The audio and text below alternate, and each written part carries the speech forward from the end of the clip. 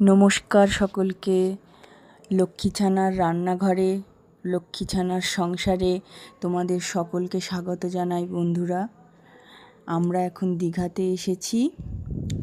ওয়েদারটা খুব ভালো। কয়েকদিন ধরে যা বাজে ওয়েদারের মধ্যে আমরা কাটিয়েছি, এই রকম একটা রৌদ্রকরোজ্জ্বল আকাশ যে কতদিন পর দেখলাম, সত্যি মনটা খুব ভালো হয়ে গেল। পুজোটা আমাদের মোটামুটি ভালোই কেটেছে।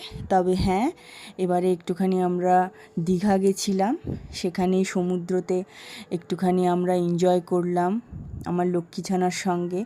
সব সময় তো পড়াশোনা, অফিস কাছারি এই সব করে আমাদের জীবন চলছে, তাই দুদিনের একটু ঘোরাফেরা, রেস্ট সকলেরই দরকার, না হলে মাইন্ডটা আমাদের আবার রিস্টার্ট হয় না। একটুখানি ঘুরলে কিন্তু আমাদের প্রত্যেকেরই শরীর মনের স্ট্রেস অনেক কমে।